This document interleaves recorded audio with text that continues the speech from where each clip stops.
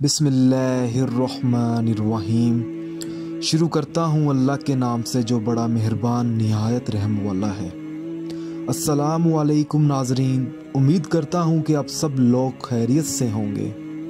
आप देख रहे हैं हमारा channel Zoya life health care. और नाजरीन, अगर आपने अभी तक हमारा चैनल सब्सक्राइब नहीं किया तो प्लीज़ इसे सब्सक्राइब करें और मज़ीद नोटिफिकेशंस हासिल करने के लिए बेल आइकॉन को दबाएं। आज हम इस वीडियो में आपको बरकत वाला अमल बताएंगे। अगर आपकी औलाद नाफरमान है या आपकी वो बात नहीं मानती या घर का माहौल ख़राब हो चुका है या हो रहा है, तो अल्लाह का नाम लेकर आपने ये अमल शुरू कर देना है। इंशाअल्लाह ताला दिनों में आपको कामयाबी मिल जाएगी।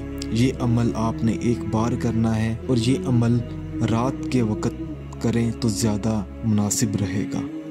इशा की नमाज अदा करने के बाद भी आप ये अमल कर सकते हैं। करना ये है कि कोई भी मीठी चीज़ लेकर आपने अमल शुरू कर देना है। सबसे पहले आपने एक बार मुकम्मल बिस्मिल्लाहिर्रहमानिर्रहीम पढ़नी है, फिर आपने एक बार सूरत इखलास पढ़नी है, फिर आपने 7 बार या अल्लाह का विर्द करना है आपने, फिर आपने 81 मरतबा सूरत कौसर पढ़कर सजदे में चले जाना है।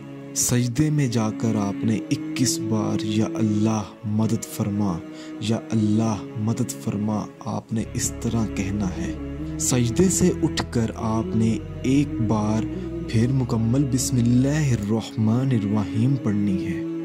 बिस्मिल्लाह पढ़कर आपने 3 बार मीठी चीज़ पर आपने फूंक मार देनी है और 3 बार आपने बिस्मिल्लाहिर्रहमानिर्रहीम पढ़नी है।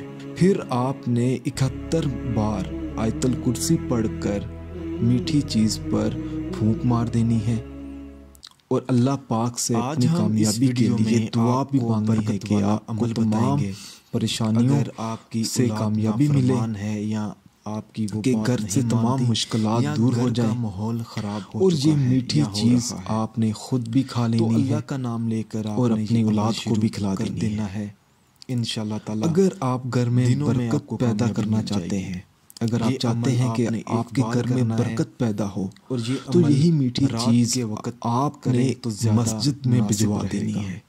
इशा की नमाज या आपने अपने प्यारे भाई बहनों को खिला देनी है, या आप यही मीठी चीज़ के कोई लोगों में तकसीम कर दें, हमसायों में तकसीम कर दें। शुक्रिया।